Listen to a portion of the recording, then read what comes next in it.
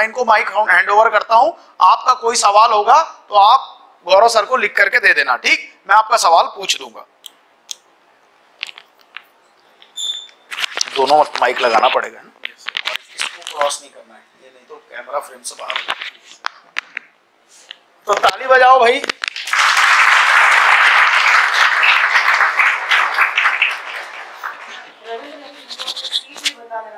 कहाँ बैठते थे? हाँ, बहुत दिन बाद क्लास आए। हाँ सर, है ना, नीचे से चले गए हो? नीचे से चले गया था। क्लास बदल गया है पहले से ना, वो इंटीरियर चेंज हो गया। इंटीरियर चेंज हो गया है। पीछे यहाँ, एक मिनट, थोड़ा आराम से।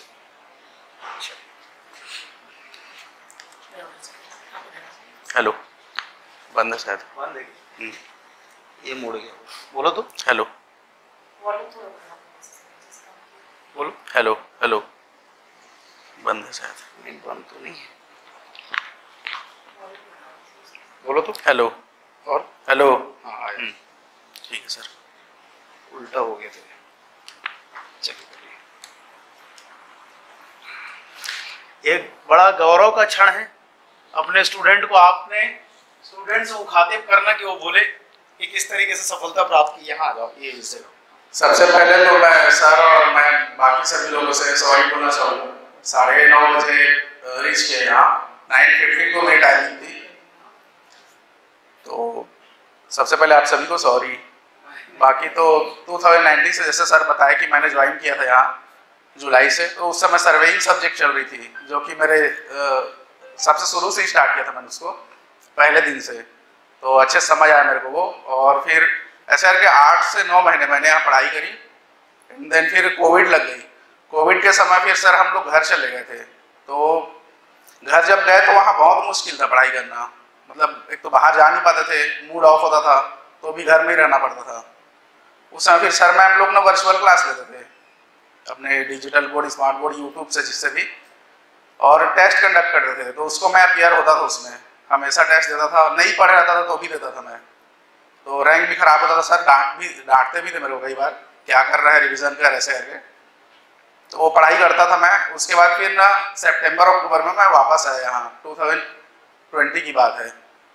एंड देन फिर 21 में हमारा ACS एग्जाम हुआ, जिसमें पास नहीं हो पाया मैं। तो बहुत फिर डिप्रेशन था वो। उसके बाद फिर से यहाँ चले गया था मैं, यहाँ कोई मतलब नहीं अब यहाँ रुकने से, ऐसे करके। फिर देन घर गया, वहाँ से फिर पढ़ाई करता था। उसके बाद सितंबर 2021 में ACS की न्यू वैकेंसीज आई। तो फिर एंड देन फिर अभी इंटरव्यू कॉल आया ना, तो सर मैम लोग के वर्चुअल जो क्लासेस थे उसको रेगुलर अटेंड करता था मैं। मॉक देने भी आया था एक दिन। तो फिर ऐसा इंटरव्यू भी हुआ, ठीक ठाक है इंटरव्यू, बहुत अच्छा तो नहीं गया था, बहुत खराब भी नहीं था, वही मैम पैनल था सर।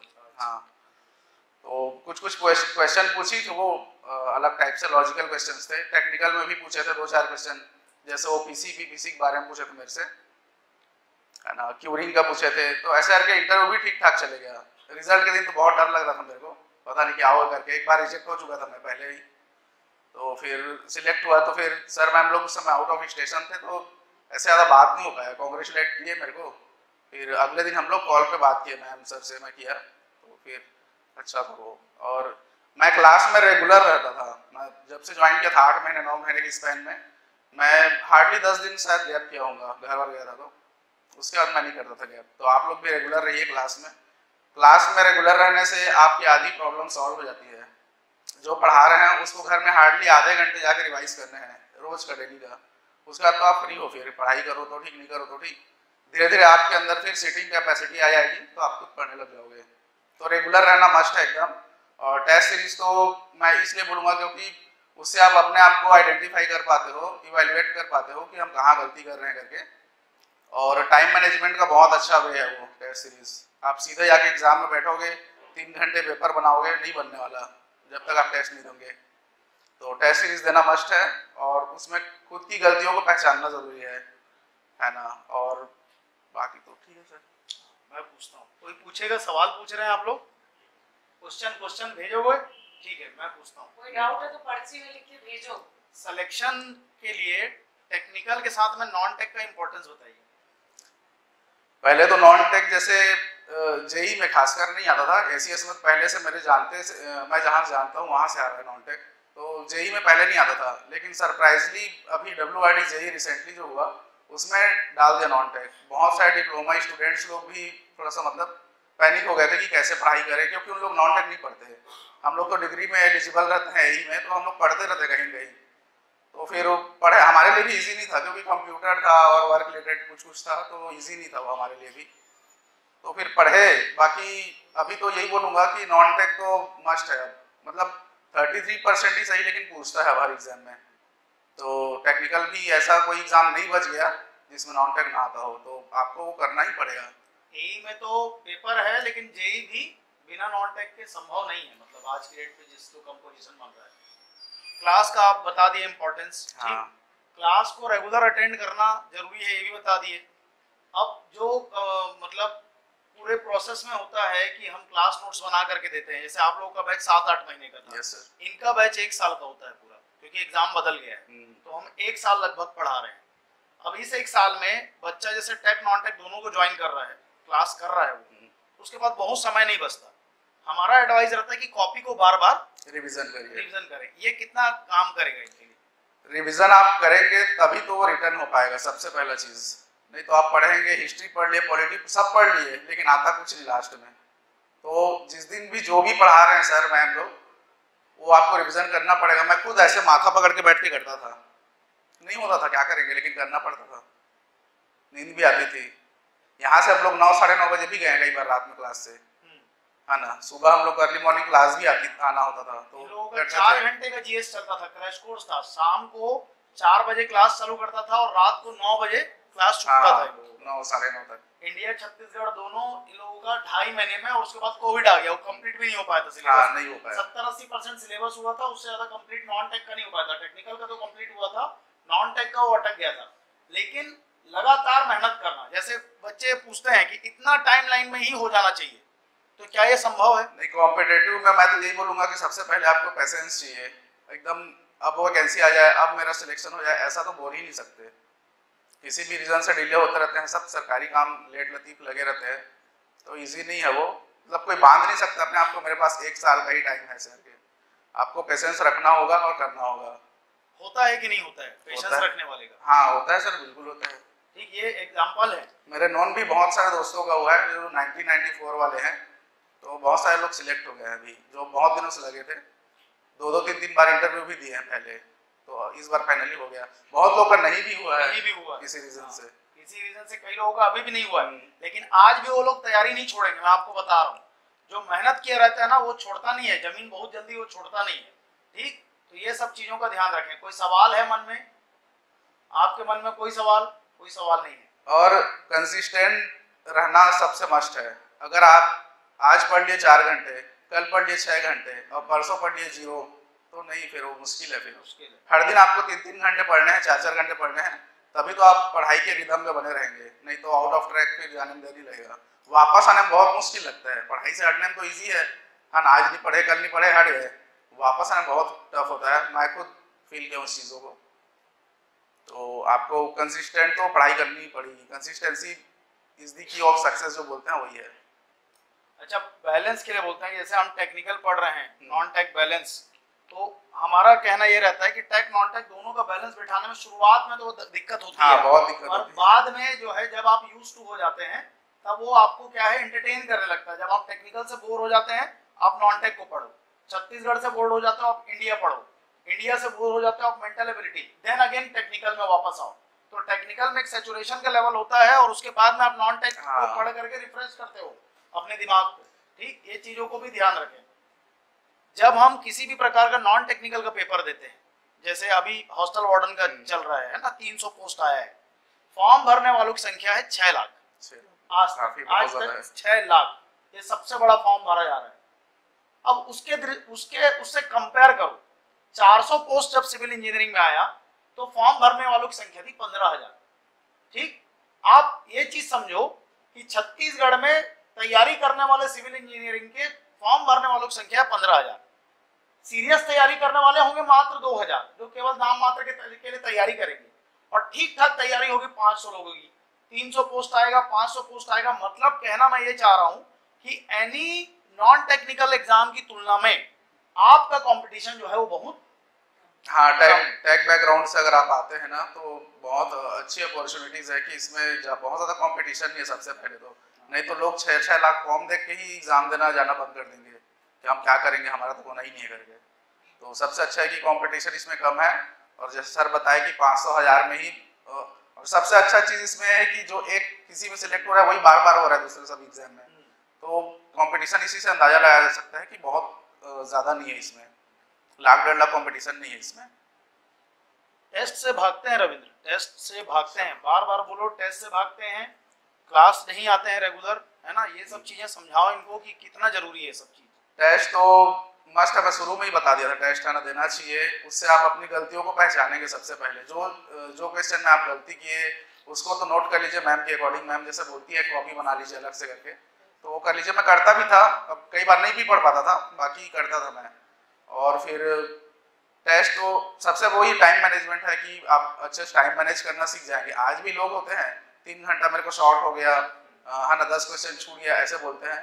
तो टाइम मैनेजमेंट टेस्ट से ही आता है, एक्यूरेसी अपने आप आ जाती है। फिर मैं तो अभी भी बिना पढ़े मैं टेस्ट देता था सर से कुछ। तो कई बार मेरे को डांटते भी थे सर कि बेटा तू हाँ क्या कर रहा है, तू रिविजन कर रहा है ऐसे करके। बताता थी सर को कि नहीं पढ़ पा रहा हूँ सर ऐसे करके, तो बोलते थे नहीं जितना हो रहा है उतना कर करके। तो फिर ऐसे कर करके मैं एकदम ढीठ हो गया था कि बिना पढ़े भी टेस्ट दे देता था। तो वो है, टेस्ट तो जरूरी है यार। जो चीज़ आप वहाँ गलती करोगे उसको यहाँ कर लो, जितना भी करना है वहाँ जाके फिर मत करना गलती, है ना। बबलिंग में हो गया, कैलकुलेशन मिस्टेक हो गया, जो भी चीज़ें हैं जो समझने में मिस्टेक होती है। आज भी हम लोग समझ नहीं पाते, यहाँ तो समझ जाते हैं, वहाँ जाके पैनिक को गलत कर देते हैं, है ना। तो वो बार बार प्रैक्टिस से ही आएंगे। टेस्ट देना चाहिए, आप लोग भी दिया कीजिए, नहीं पढ़े तो भी दिया कीजिए। ज़्यादा क्या होगा, 0 नंबर आएगा और क्या होगा। बस यही इससे दूसरा सवाल पूछ रहा हूँ कि जैसे बच्चे टेस्ट देना चालू करते हैं, देखते हैं कि मेरा अरे 270 रैंक आ गया, तो फिर टेस्ट देना बंद कर देते हैं। तो इनको बताइए कि वहीं से ही इम्प्रूवमेंट करते करते 270 रैंक, या मतलब एग्जाम्पल के तौर पे आप लास्ट में भी हो ना, तो जरूरी नहीं कि आप लास्ट में रहोगे हर बार, या जो फर्स्ट में हर बार फर्स्ट में रहेगा। आप अपना पढ़ाई इंप्रूव करते रहिए, समय समय पे इवेलुएट करते रहिए, प्रैक्टिस कीजिए। जैसे बता रहे हैं मैम, क्लास में समझा रही है, उसको रिवीजन कीजिए, अपने आप आपको रैंक सुधर जाएगा, आपको पता भी नहीं चलेगा। मैं खुद आया था तो मेरा भी रैंक पीछे होता था, बाद में कब परफॉर्मेंस ठीक हुआ मेरे को भी नहीं पता चलता था। कंपटीशन दूसरों से है कि अपनी कमजोरियों से? पहले तो अपनी कमजोरियों से है, दूसरों से तो बहुत बाद में है। आप कितने समय से, अच्छा हाँ, सिर्फ पढ़ाई करना ही नहीं होता कि आप मेहनत कर रहे हैं, आप अपने 24 घंटे में आप क्या क्या कर रहे हैं ये सब डिपेंड करता है। डिसिप्लिन जरूरी है, सोने उठने का टाइम जरूरी है। अभी क्या है, सुबह क्लास है 6 बजे, कई लोग सोते होंगे 3-4 बजे भी, यहाँ है ना, उठ के आ जाते होंगे 6 बजे, तो क्या पढ़ाई करेगा फिर, उसका माइंड साथ नहीं देगा। तो आप अपने डिसिप्लिन लाओ, सबसे पहले 11-12 बजे सो जाओ, है ना, 6 बजे उठो, 7 बजे आओ, यहाँ बैठो यहाँ आओ, तो फिर ही बक कर छोड़ के थोड़ा सा पढ़ाई कर लो, रिविजन करो। नहीं भी रखे हो कॉपी तो भी कुछ माइंड में रिकॉल करने का ट्राई करो। मैं करता था रिकॉल, उधर वो 2nd-3rd रो में बैठता था मैं बेंच में, है ना, चेयर में तो नहीं बैठता था जनरली, मैं नॉन टेक में बैठता था चेयर में। तो वही करता था मैं, आके एकदम ऐसे सिर को नीचे करके सोचते रहता था, मैं कुछ रिकॉल करता था। कॉपी नहीं रहता था, लोगों को लगता था कि ये पढ़ नहीं रहे, टाइम पास कर रहे करके, तो रिकॉल करता था मैं। तो आप लोग भी यहाँ आते हैं जैसे तो क्लास में, तो बात तो आप निकल के तो बात करते ही, अभी भी जैसे छुट्टी होगा आप लोग बाहर में जाके थोड़ा सा गेट टुगेदर करेंगे लोगों से, है ना, तो बातें हो जाती है, वो पढ़ना पड़ता है थोड़ा सा। तो यहाँ आने के बाद में थोड़ा सा रिवाइज जरूरी है मेरे हिसाब से। तो क्वेश्चन, हाँ question madam. Yes ma'am, weekend में मैम मैं रिवीजन करता था जनरली। यहाँ से फ्राइडे से चालू करते हैं वीकेंड, और मंगलवार को वापस आते हैं। अच्छा, मतलब शुक्र शनि रवि और सोम, 4 दिन का वीकेंड होता है भाई लोग का, और मंगल को वापस आते हैं। ये तो कंसिडरेबल नहीं है। मतलब सबसे बड़ा दिक्कत ये है, पता है कि मैम हमेशा ये बोलती थी कि जब आप सो रहे हो तो कोई पढ़ रहे करके, तो आप उसी से अंदाजा लगा लीजिए कि क्या कर रहे हो आप, है ना। आप जब घर जा रहे हो, घूम रहे हो, खा रहे हो, पी रहे हो, जो पढ़ने वाला बच्चा है वो पढ़ ही रहे हैं। 300 पोस्ट आएगा, 600 पोस्ट आएगा, उतने कैंडिडेट मिल भी जाएंगे एग्जामिनर को, फिर आप क्या करोगे। तो इसलिए ना ये सब चीज़ छोड़ के, है ना, पढ़िए। अभी वीकेंड तो मनाते रहिएगा बाद में, तो अभी तो मेहनत करने टाइम बार बार आएगा भी नहीं। आप लोग पढ़ पाओगे क्या दोबारा, ऐसे घर से सपोर्ट भी नहीं मिलने वाला, है ना। किसी किसी घर में रहते हैं एकदम कि ठीक है बेटा पढ़ते रह करके, बाकी हर किसी घर में तो है नहीं। और टाइम सबसे बड़ी चीज़ है, टाइम आएगी नहीं दोबारा। आएगी क्या? आज कितने तारीख है? वो आज टाइम आएगी नहीं, 2024 है, 21 तारीख है, आएगी क्या? कल फिर आएगी क्या? नहीं आएगी। तो टाइम दोबारा आएगी नहीं, तो पढ़ना पड़ेगा आपको। वीकेंड तो मना ही सकते हो, बाद में मना लो ना यार, एग्जाम के बाद मनाओ, बढ़िया सिलेक्ट हो जाओ। जिस दिन सिलेक्शन हो जाता है उस दिन ऐसा लगता है कि फोन भी आ रहा है तो मेरे को कॉन्ग्रेचुलेट करने के लिए। रविंद्र ऐसा हुआ है क्या? बहुत मतलब मिस बहुत कॉल हुआ है भी मैम। करेगा तो मेरे को बधाई देगा। हाँ, अभी रिसेंट में रिजल्ट आया एसीएस का, तो मैं मतलब बात भी कर रहा हूँ ना, तो उस समय आ ही रहा था फोन। व्हाट्सएप में भी 100+ मैसेजेस थे, फोन कॉल्स भी 40 से 50 आए थे, तो मैं अगले दिन फिर रिप्लाई किया। और सबसे अच्छी चीज़ है कि आप सो नहीं पाओगे उस दिन, जिस दिन रिजल्ट आती है, सिलेक्ट हो गए उस दिन। हाँ, नहीं सिलेक्शन नहीं हुआ तो भी नहीं सो पाओगे, हुआ तो अब तो और नहीं सो पाओगे। मैं खुद नहीं सो पाया था, है ना। तो वो चीज़ें हैं। फेस्टिवल्स जो है वो सिलेक्शन के दिन पता चलता है कि आज एक्चुअल फेस्टिवल है, ठीक। तो सारे त्योहार को छोड़ दो, जितने फेस्टिवल आ रहे हैं, कोई भी शादी होता है, बर्थडे, सब चीज को साइडलाइन कर दो, क्योंकि जिस दिन आपका सिलेक्शन होगा उस दिन केक भी काट लेना, 15-20 तो काट लेना, फोन आएगा तो कॉन्ग्रेचुलेशंस का आएगा, तो उस दिन का सेलिब्रेशन वो अलग लेवल का होता है। अच्छा रविंद्र, कॉलेज का कितना असर पड़ता है? मतलब एक स्टूडेंट है, वो आईआईटी से पढ़ा है, एक एनआईटी से पढ़ा है, तुम्हारा रुंगटा कॉलेज था, शंकरा था। तो यहाँ पर कई बच्चे ऐसा डिमोरलाइज होते हैं कि मैडम मेरा बहुत एवरेज कॉलेज था, कुछ लोग का कॉलेज भी बंद हो गया। तो कॉलेज के बैकग्राउंड का असर पड़ता है कि आज की मेरी प्रेजेंट मेहनत का असर पड़ रहा है? दो टाइप के लोग होते हैं, तो कॉलेज में बहुत ब्रिलियंट होते हैं, है ना। हो सकता है बहुत वो होशियार रहे, एकदम 80+, 85+ लाए, लेकिन जब पास आउट होते हैं ना, तो उनको कॉम्पिटेटिव फील्ड के बारे में नॉलेज नहीं होती है। क्या होती है कि क्ले मिनरल्स ये सब कॉलेज में नहीं बताई जाती, है ना। जो सिलेबस में रहती है ना, जो एग्जामिनर डिमांड करता है वही पढ़ाई जाती है कॉलेज में, 7-7 नंबर के क्वेश्चन आते हैं उस हिसाब से। तो ये तो बहुत अलग चीज़ें हैं। सब लोग लगभग यहाँ इक्वली हैं, हो सकता है 19-20 हो, बाकी फिर तो जीरो से ही स्टार्ट करते हैं हर कोई। तो ऐसा कोई पैनिक होने वाली बात नहीं कि मेरा हिंदी मीडियम है या कॉलेज अलग है ना, या IIT से हूँ तो मेरा तो हो ही जाएगा, ऐसा भी नहीं है। बहुत लोग हैं ऐसे जो नहीं होते सिलेक्ट, और हो भी जाते हैं एकदम एवरेज कॉलेज से, बैकलॉग वाले लोग सिलेक्ट हो जाते हैं। तो ऐसा कुछ नहीं, कॉलेज से कोई बहुत बड़ा रोल प्ले नहीं करता कॉलेज का एजुकेशन। अभी जैसे लोग तैयारी कर रहे हैं, इनको लगता है कि इनके ऊपर बहुत प्रेशर है।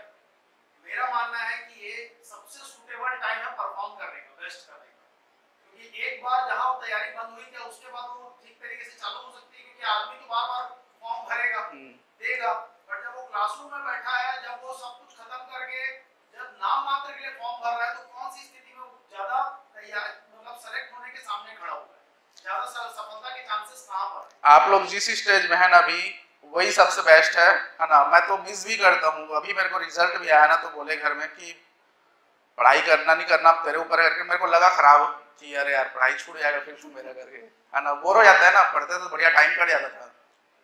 तो अभी आप लोग जिस स्टेज में है ना, इसी में ही हो सकती है पढ़ाई। आप जब जाएंगे जॉब में ना, और कहीं आप पढ़ना चाहेंगे तो भी नहीं पढ़ पाएंगे अच्छे से, फ्री नहीं हो पाएंगे। बोलेंगे वहाँ मैं पढ़ूंगा करके, ठीक है बेटा घर में बैठो बोलेंगे, है ना। तो आप कर ही नहीं सकते, वो बाई चॉइस भी नहीं कर सकते। तो आप अभी के टाइम पे यूटिलाइज कीजिए। साल भर क्या है, क्लास अटेंड करेंगे, साल भर बाद तो आप हो सकता है कोई सेल्फ स्टडी करे, कोई रिपीट भी करे, अच्छी बात है। तो आप खुद मिस करेंगे कि मैं क्लास जाती थी, मेरा एक अच्छा डिसिप्लिन था, सुबह 6:30 बजे 6 बजे उठना। मेरा खुद खराब हो गया था कभी उठना सोना, तो मैं हमेशा मिस करता था क्लास को, कि अच्छा था मेरा वो टाइम करके। आज भी हम लोग जब दोस्त से बात करते हैं तो बोलते हैं कि दुर्ग में जो 8 महीना 10 महीना में रहा, बहुत अच्छा था मेरे करके। हाँ, अब यही से एक और सवाल, अभी कोविड के बाद नया बीमारी आया है कि ऑनलाइन पढ़ो, ठीक है। ऑनलाइन पढ़ना और टीचर की उपस्थिति में पढ़ना, इसमें गेन ज्यादा होता होगा। तुम लोग ऑनलाइन कम पढ़े हो, हाँ, फिर भी लिमिटेड जो टेस्ट वगैरह दिए हो, वर्चुअल टेस्ट देते थे और फिजिकल टेस्ट देते थे, उसमें अंतर कहाँ दिखता है? आप वर्चुअल तो ठीक है, लेकिन फिजिकली यहाँ प्रेजेंट रहना वो ज्यादा मैटर करता है। आप फिजिकली देख सकते हो कैसे एक्ट कर रहे हैं, कैसे पढ़ा रहे हैं सामने, इवन डाउट पूछना है पूछ सकते हो, कुछ भी पूछना है पूछ सकते हो, आपसे क्वेश्चनिंग किया जा सकता है। वर्चुअल में सब पॉसिबल नहीं होता। तो मैं तो यही बोलूँगा कि ऑफलाइन जो कोचिंग है या क्लासेज है वो बहुत बेस्ट होती है। ट्राई करो कि ऑफलाइन ही पढ़ो, ऑनलाइन तो कोई कहीं से भी कर लेता है। और ऐसे मैं जानता भी नहीं लोगों को कि जो ऑनलाइन लेके सिलेक्ट हुए हो। मेरे जितने भी सर्किल में है नोन है, सब ऑफलाइन किए हैं, मेरे से बात किए, मेरे से पहले किए हैं, ऐसे। अपने साथ वाला सेलेक्ट हो जाता है। Yes sir. या अपने से जूनियर सेलेक्ट हो जाता है, तुम सब फेस देखे हो। हाँ यस सर। ठीक, बुरा लगता है उसको। बहुत बहुत खराब लगता है एकदम, मैं क्या किया करके। और ना जब मेरा नहीं हुआ था उस बार 2020 में, तो मेरे को इसलिए फोन आता था कि तेरा नहीं हुआ तू मजाक मत कर, ये मत कर, वो मतलब मैं उसको क्या बताऊं कि नहीं हुआ है करके। बोलता था, मानते नहीं थे। उस समय तुम क्या सोच के फिर तैयारी चालू करते थे? उस समय सबसे मतलब जिस दिन रिजल्ट आया बहुत खराब लगा मेरे को, रोया बस नहीं, बाकी तो इतना खराब लगा ही था। फिर सर मैम लोग से बात हुआ अगले दिन मेरा कि ठीक है बेटा नहीं हुआ, ये है ऐसे करके, करना दोबारा से करके। पूछे पहले सपोर्ट है घर में नहीं है करके, मैं बोला कि ठीक है। तो मैम बोली कि अच्छी फैमिली है, ठीक है करना फिर अच्छे से करके। तो फिर से मैंने स्टार्ट किया, अगले दिन से ही किया। फिर मैम को बताया भी था, नहीं मैम मैं आज से शुरू कर चुका पढ़ाई करके, मेरे को करना ही था ये चीज़। मैं जब 17 वाले एसीएस में जब इंटरव्यू से बाहर हुआ, उसी समय मेरे को बहुत खराब लगा था कि मतलब हाँ ना, जैसे आप स्नैक एंड लेडर भी खेलते हो, 99 में जाके 0 में वापस आओ तो कैसा लगेगा। तो मेरे को खराब लगता था और मैं किया फिर दोबारा, और कोई चॉइस भी नहीं था। पापा भी बोलते थे नहीं बेटा बनना है तो यही बनना करके। रविंद्र जब रिजल्ट आया तो उसके जब दूसरे तीसरे दिन मेरी बात हुई तो बताया कि मेरी जिद थी मैम कि मेरे को यही बनना है। तो जब आप किसी चीज को ठान लेते हो, जैसे सर बोलते हैं ना मैनिफेस्ट करो, और उसके पीछे काम भी करना पड़ेगा, तो वो लगातार काम करते रहा, रिजल्ट आया। और जब असिस्टेंट मैनेजर में रैंक 1 भी देखी थी मैं रविंद्र का, तो मैं फोन करके यही पूछी थी कि आज कैसे लग रहा है पूरे छत्तीसगढ़ स्टेट में इतने कॉम्पिटिटर्स के बीच में रैंक 1 लाना। रैंक 1 कोई छोटा मोटा बात नहीं होता, वहां पर तैयारी छोड़ सकता था, बट उसके बाद फिर से किया क्योंकि उसकी जिद थी और वो उस जिद को अचीव किया है। तो आप लोग भी अपने लिए एक टारगेट ठान के रखो, उस बीच में छोटे चेक मार्क्स को फुलफिल किया।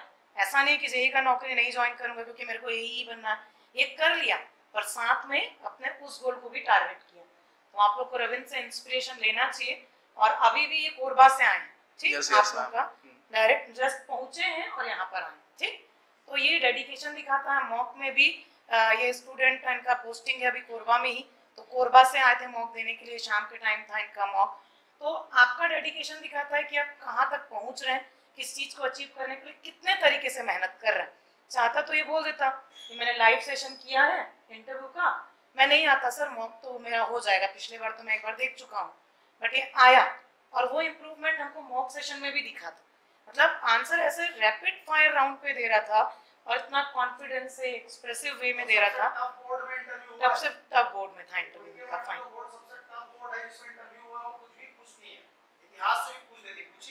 हिस्ट्री से नहीं पूछी सर, वो लॉजिकल क्वेश्चन पूछी थी डिपार्टमेंट रिलेटेड, बाकी शुरू में ही फेंक दी 4-5 क्वेश्चन, फंसता तो वहीं पर मेरा खत्म हो जाता है ना। हाँ, तो इतने दूर से आपसे मिलने आए हैं, ऑब्जेक्टिव इज टू इनकरेज। इसमें 20-30 बच्चे ऐसे हैं रविंद्र अभी की वर्ज पे हैं, अच्छा, थोड़ा सा पुश करेंगे तो हो जाएगा सिलेक्शन।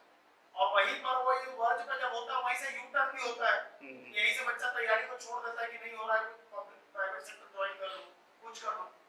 40 से 50% बच्चे ऐसे हैं जिनका टेक्निकल ठीक ठाक है, नॉन टेक को टोटली इग्नोर कर रहे हैं। इसलिए मैं तुमसे और इसके पहले अंकिता भी आई थी, उससे भी ये पूछवाया कि भैया जरूरी कितना है। नॉन टेक तो मस्ट है, मैं यही बोलूंगा। बहुत सारे लोग यहाँ डिग्री होल्डर होंगे, आप जेई भी बन जाएंगे ना, ट्रेनिंग में जाएंगे, वहाँ के जो अथॉरिटीज हैं वो यही कंसीडर करते हैं कि आप डिप्लोमा कम डिग्री होल्डर हैं करके। उन लोग भी इनकरेज करते हैं कि आप यही की पढ़ाई करें, कहाँ इसमें आ गए ऐसे करके। जेई हालांकि पिलर होता है डिपार्टमेंट का, लेकिन फिर भी डिग्री होल्डर है ना, तो एसीएस का आप टारगेट करिए, और एसीएस को पढ़ने के लिए तो नॉन टेक चाहिए ही चाहिए फिर, है ना। तो नॉन टेक मस्ट है, चाहे जेई भी है या जेई की तैयारी भी जो कर रहे हैं डिप्लोमा होल्डर्स या डिग्री होल्डर्स, तो नॉन टेक तो करना ही पड़ेगा। और नॉन टेक उसका ऐसा भी नहीं कि इंडिया एसईजी पूछता है, कंप्यूटर और क्या क्या पता नहीं पूछता है। मैं खुद पैनिक हो गया था क्या क्या दिया करके। कंप्यूटर तुम लोगों का डब्ल्यूआरडी जेई में आया था, जापान का ऐतिहासिक टफ था, तो नॉन टेक्निकल वो तुम्हारे पेपर में ज्यादा टफ बना। हाँ 50 में मैं नॉन टेक ठीक ठाक एवरेज है मेरा, तो 50 में मैं शायद 22-23 स्कोर किया था बस। हाँ नहीं बन रहा था मेरे से भी।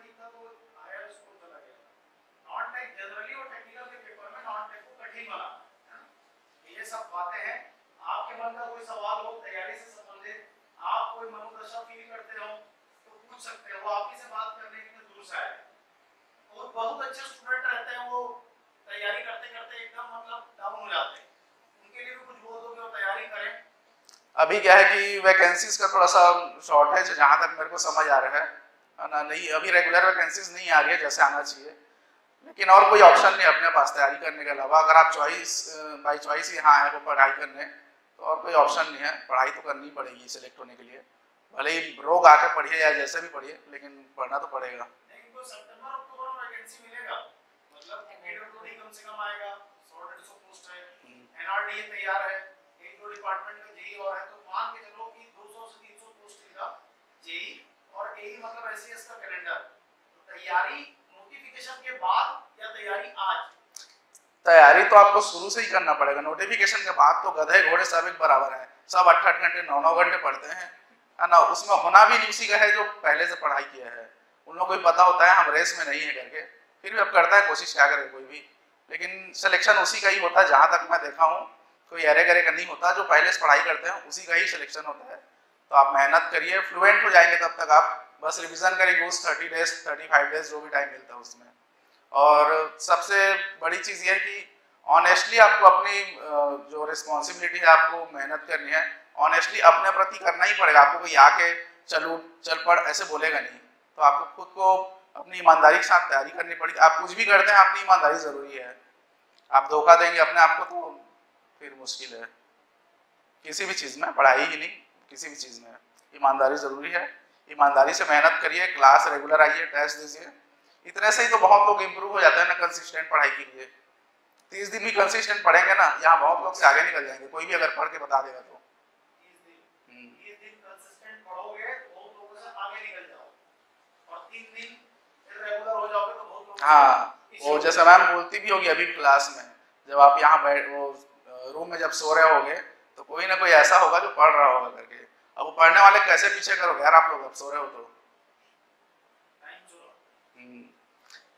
जो भी टाइम निकलता है निकालिए और पढ़िए उसमें। मैं खुद वही करता था, इधर उधर मतलब जिम जाना, रनिंग करना किसको मन नहीं करेगा, लेकिन नहीं कर पाते थे, पढ़ाई करते थे। तो शुरू में तो यहाँ था तो जिम जाता था, फिर छोड़ा भी नहीं, जाता नहीं था सर, लेकिन थोड़ा सा मतलब मैं मन बनाता था जाऊं क्या करके, लेकिन वही लगता था टाइम ही नहीं है तो कहाँ से जाऊं करके, नहीं गया। फिर कोई क्वेश्चन कर सकते हैं, पूछ सकते हैं जो भी पूछना है। कोई सवाल नहीं, ठीक है। तो मैं लोगों का मेरे को लगता है हाँ वो है सवाल।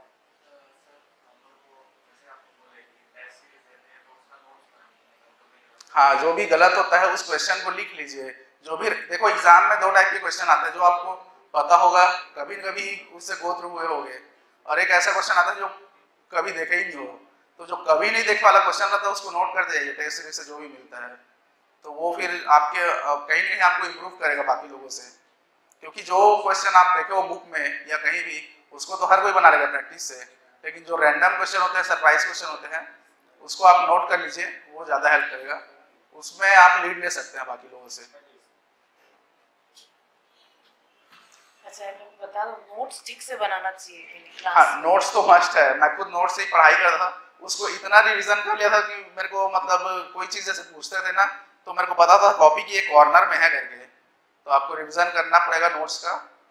नोट्स को रिवीजन करते जाइए, आधे क्वेश्चन वहीं से ही बन जाएंगे, खासकर जेईई में प्रैक्टिस करने की जरूरत नहीं है बहुत ज़्यादा बुक की, लेकिन नोट्स तो मस्ट है, रिवीजन करना पड़ेगा, वो भी हर सब्जेक्ट।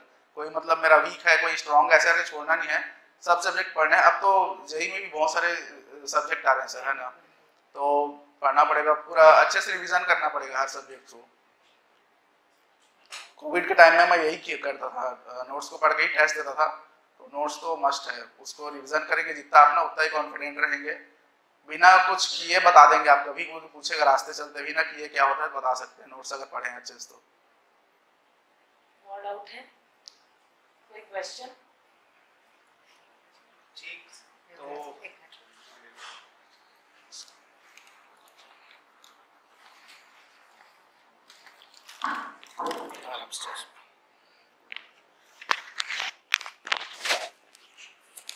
तो लगातार मेहनत का परिणाम है कि हालांकि देर हुआ लेकिन जो डिजर्व करते थे रविंद्र उनको वो प्राप्त हुआ, और उसके पीछे उनका जो इच्छा शक्ति था कि इतने समय के बावजूद हो जाने के बावजूद वो लगे रहे, मेहनत करते रहे। अच्छा, ऐसा नहीं कि 100 आउट ऑफ 100 डिजर्विंग लोग आज भी सेलेक्ट हो गए हैं, बहुत डिजर्विंग लोग अभी भी बाहर बैठे हुए हैं। ठीक, वो लोग अगर वीडियो कल को सुनेंगे तो उनके लिए भी संदेश है कि आप लगे रहो, मेहनत करते रहो। और जो बच्चे बिल्कुल वर्ज पे हैं वो अपना हर चीज को बैलेंस करें, टेक्निकल को बैलेंस करें, नॉन टेक को बैलेंस करें। जो नॉन टेक नहीं पढ़ रहे हैं नॉन टेक पढ़ना शुरू करें। 10-10 दिन का डेमो देते हैं, पहले आकर के उस जरूरत को तो महसूस करो कि मेरे को आता कितना है।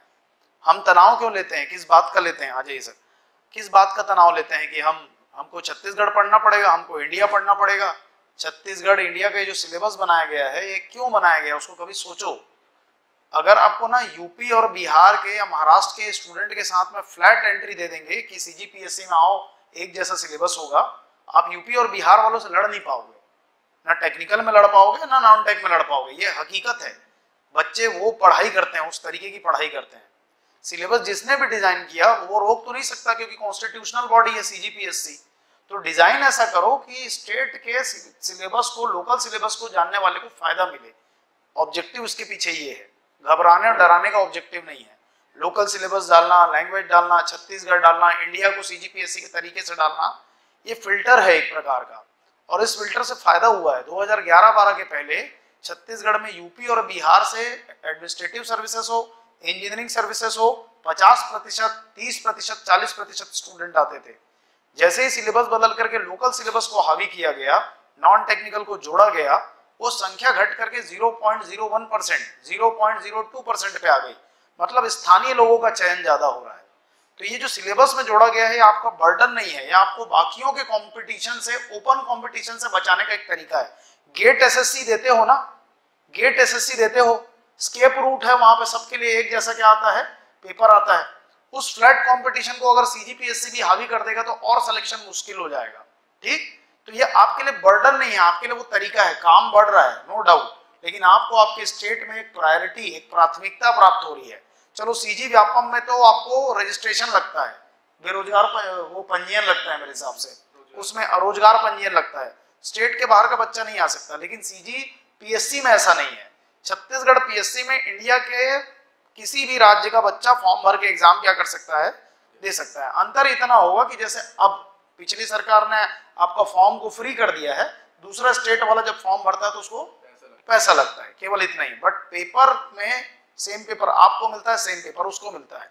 अगर उसमें छत्तीसगढ़ ना हो, स्टेट लेवल का पीएससी का सवाल ना हो, भाषा ना हो, तो आपको अदर स्टेट वालों से कॉम्पीट करना फिर मुश्किल हो जाएगा। तो उसको लोड की तरह से मत पढ़ो, और ये इंटरेस्ट होना चाहिए आपका। एक एक जिला, हर एक जिले से कोई ना कोई बच्चा आता है, तो अपने जिले के बारे में जानकारी प्राप्त करना, टेक्निकल को मैडम जो पढ़ाती हैं उसको अच्छे से रिवाइज करना।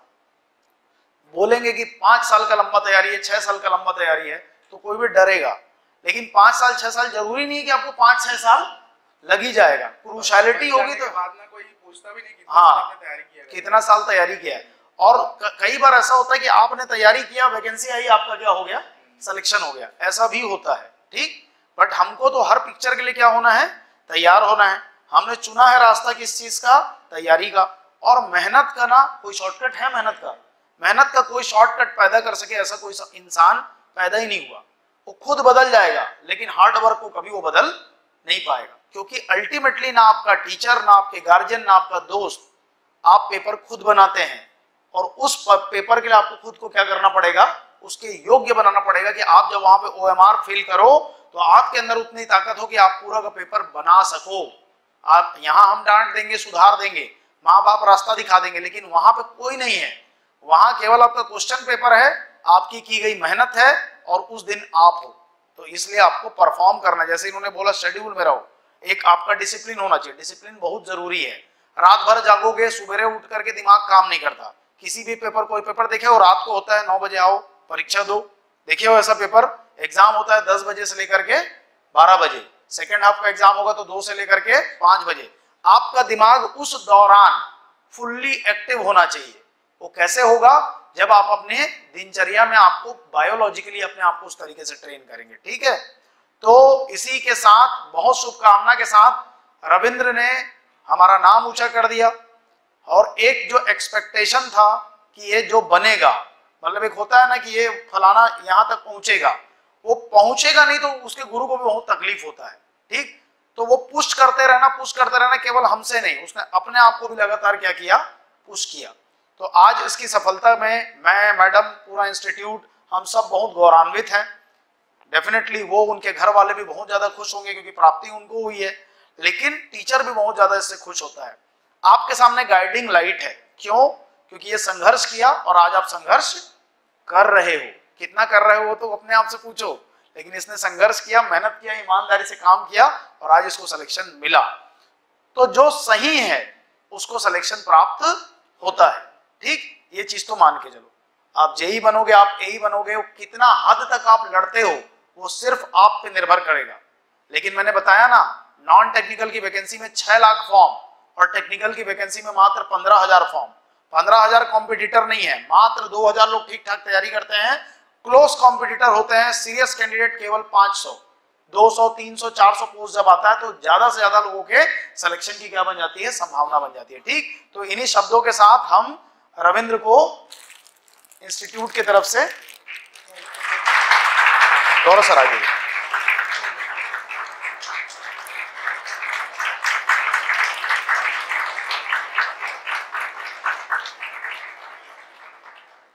कौन कहता है आसमान में सुराग नहीं होता, एक पत्थर तो दिल से उछालो यारो, ठीक? तो पत्थर उछाला और सुराग कर दिया। आज हमारा रविंद्र क्या बन गया, एई बन गया।